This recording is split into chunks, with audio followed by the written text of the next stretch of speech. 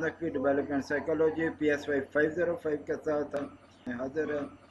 Lesson 6 और इनसे जहाँ थर्ड हो रहा वहीं से जहाँ से हमने कि लेसन 5 हमारा मुकम्मल हुआ था, ट्रीटमेंट ऑफ एंग्जाइटी डिसऑर्डर्स। इसमें हमने एक दो किस्म की थेरेपीज़ बताई थी। प्ले थेरेपी है। प्ले थेरेपी क्या होता है कि बच्चों के साथ खेल के उनको कि उनके पसंद के खिलौने दे के और इस तरह जो है उनकी उनकी थेरेपी की जाती है। इसको कहते हैं प्ले थेरेपी। और एग्जलिंग ने 1964 में इस पे काम किया। उसके बाद आ गया ये बिहेवियरल थेरेपीज़। बिहेवियरल थेरेपीज़ ये आजकल बहुत ज़्यादा कॉमन है और इस पे कि बहुत ज़्यादा काम हो रहा है। बच्चा में एंग्जाइटी हो या ना हो, इस पे काम हो रहा होता है। कैसे? इसमें यह है कि स्कूलों में बच्चों को यह है कि स्टार्स दिए जाते हैं। अच्छा जी, ये आपने अच्छा काम किया, अच्छा उनको स्टार दे दिया। इन्हें टोकन्स कहते हैं। और ये टोकन्स क्या होते हैं, जैसे कि आपने एक वीक में अगर है कि रोज़ाना आपने होमवर्क पर स्टार ले लिया तो आपके लिए एक इनाम है और आपके लिए जो ना ये रिवार्ड है, जो आपके लिए क्लैपिंग होगी।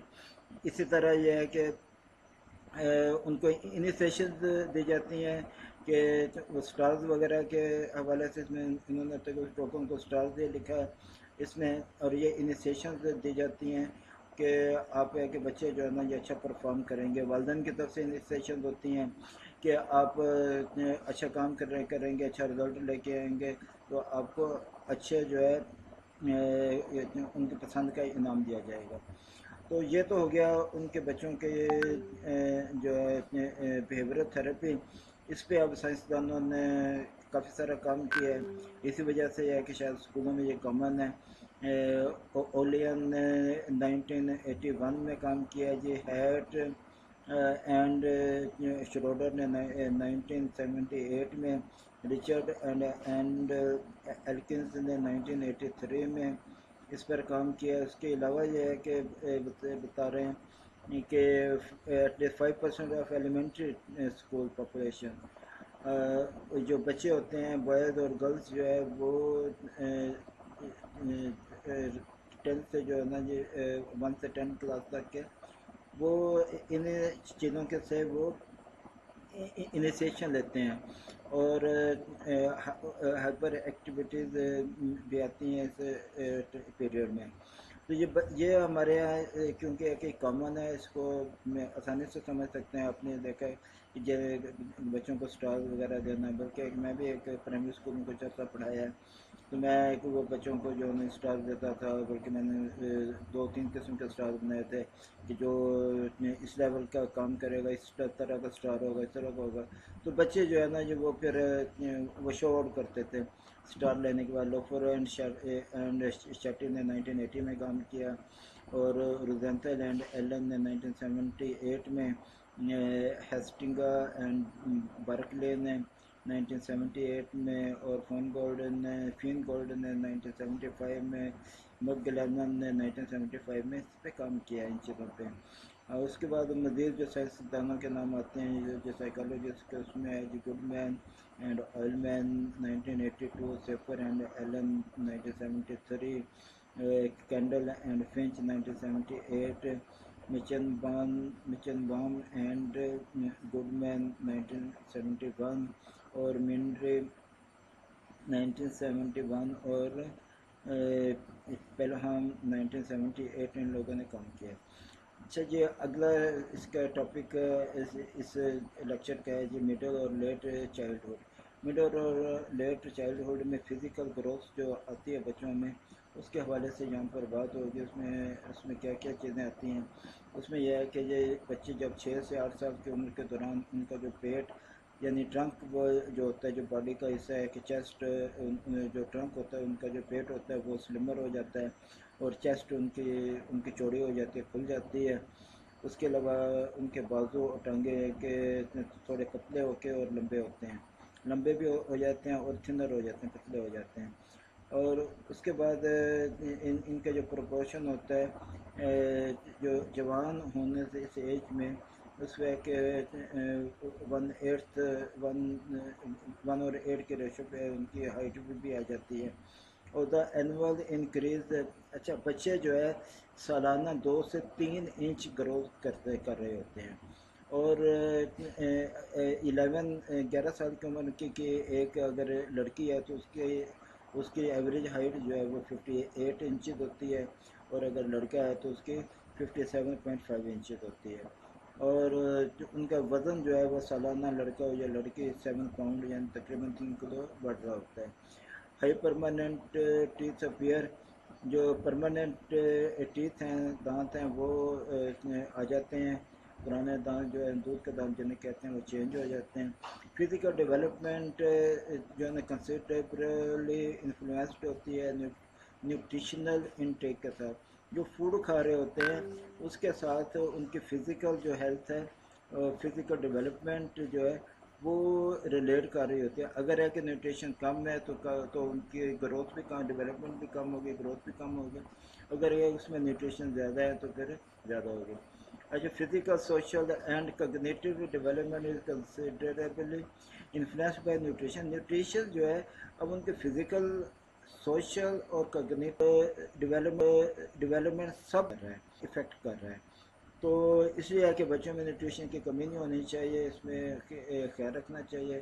اسپیشلی میں نے بھی اپنے بچوں میں اس چیز کا بہت زیادہ خیال کیا تھا، اور نیوٹریشن میں اسپیشلی بچوں کو دیا کرتا تھا. Physical development also influenced academic achievement, social skills, self-concept and many other aspects of personality.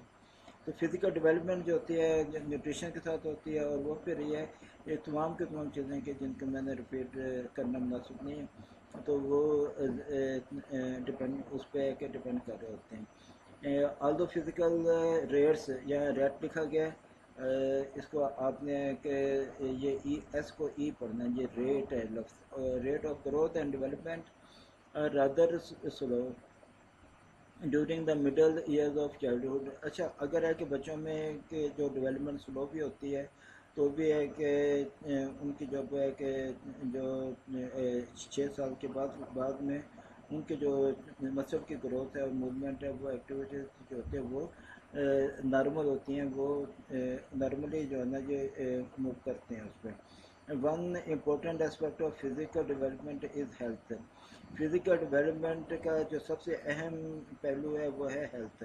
اب ہیلتھ پرابلم پہ بات کرتے ہیں during middle childhood and late childhood. اس میں کیا یہ ایوریج جو بچے ہیں وہ کم بیمار ہوتے ہیں، اور زیادہ تر ہے کہ بچوں کو جو ہے نا جو موسمی اثرات کی وجہ سے بیماری ہوتی ہیں. اس کے علاوہ جو ہیلتھ پرابلم ہوتے ہیں اس میں دانتوں کے مسائل سب سے زیادہ ہیں. 93% بچوں میں دانتوں کے مسائل ہوتے ہیں، ڈیکے لگ جاتا ہے، اس میں کیویٹیز آ جاتی ہیں. اور مائر نے 1968 میں یہ کیا تھا. اس کے بعد کیونکہ ٹوتھ پیسٹ وغیرہ یہ چیزیں آئی ہیں تو ہو سکتا ہے کہ اب ہے کہ یہ ریشو کم ہو. اس پہ اسٹڈی کی جدید یعنی ہے کہ موجودہ دور میں اسٹڈی کی ضرورت ہے. اس کے علاوہ سب سے زیادہ جو پرابلم بچوں میں آتا ہے وہ ہے اوبیسٹی. اوبیسٹی کیا ہے؟ موٹاپا.